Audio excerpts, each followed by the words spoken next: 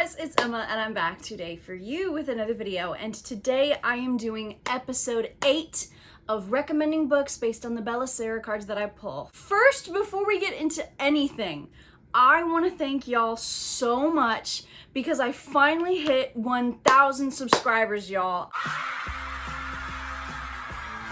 I cannot thank y'all enough. I'm so grateful. Thank you guys so much for interacting with my videos, for even watching them. It's just kind of surreal when I think about it.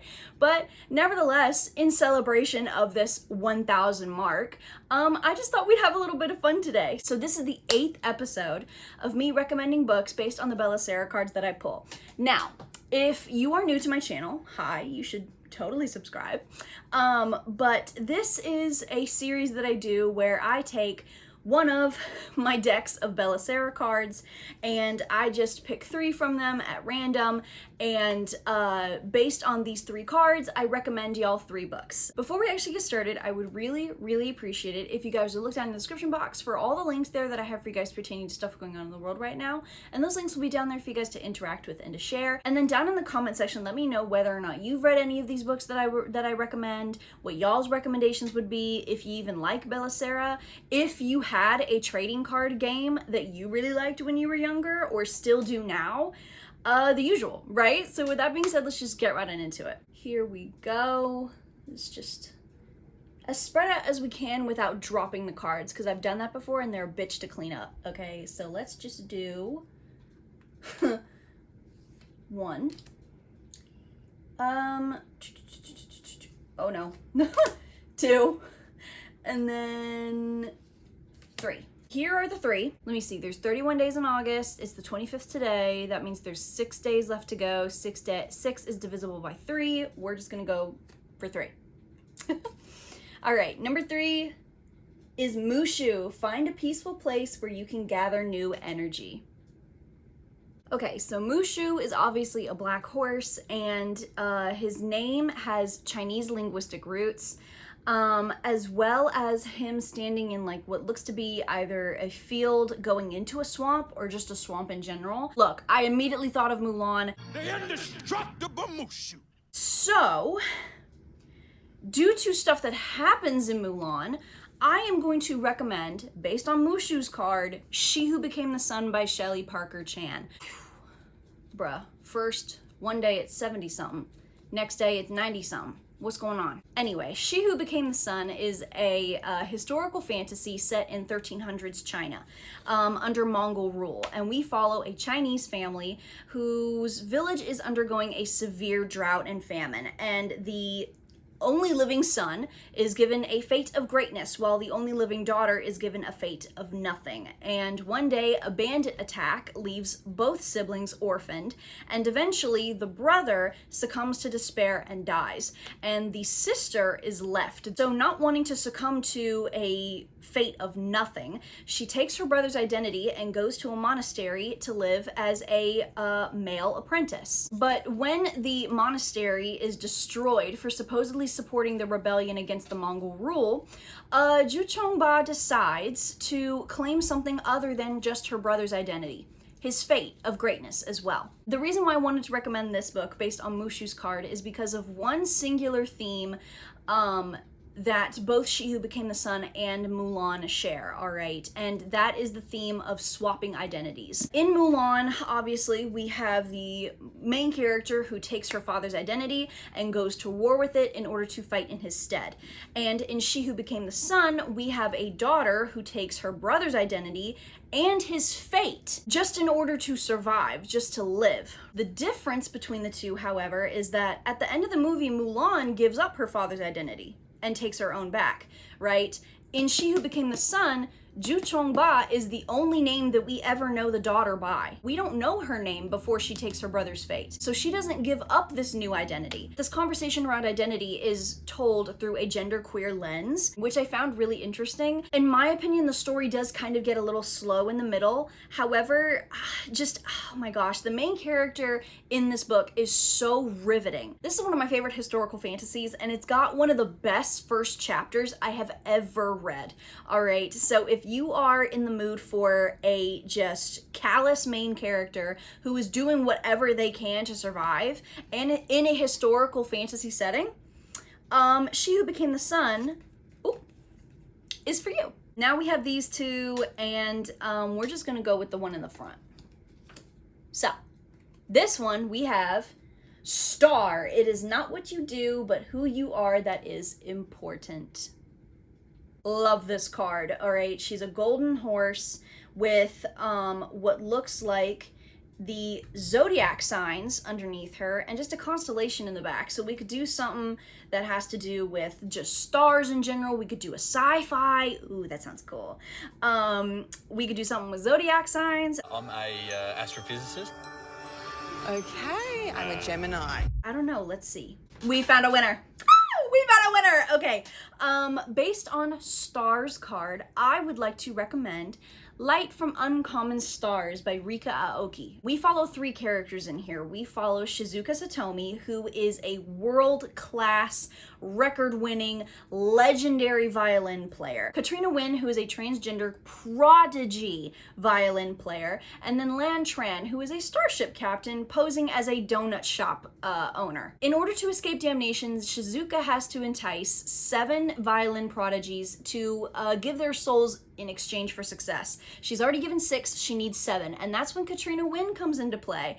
And then Shizuka also meets Lan Tran, who kind of opens her up, because Shizuka's kind of like, I don't need this. I gotta escape damnation. The hell do I have going on with a romance in a coffee shop? Meanwhile, Lan Tran kind of opens her up, and it's this story about these 3 women coming into each other's lives and redirecting them so drastically with supernatural and sci-fi elements. I want to recommend this because Star, her name, stars, the title, come on, 2 + 2 = 4. Plus, there is a constellation or just the universe in the background, and there's the universe in the background of this cover. Can we just please take a moment, please and thank you, to appreciate this cover? Are you kidding me? The gorgeous blue galaxy in the background with the koi fish swimming through it. This is art, Mr. White. This book was honestly unlike anything I had ever read. Like I said, it has supernatural and sci-fi elements in it, which I thought was a very odd combination, but it worked incredibly well. The story is so fast-paced. There's a lot going on in this book in general, but it's all handled so well. So if you are looking for a new sci-fi book to try, definitely go for Light from Uncommon Stars, all right? And this is the book that I want to recommend based on Stars card. Lastly, the last card. Oh my goodness. Who do we have? Flipper!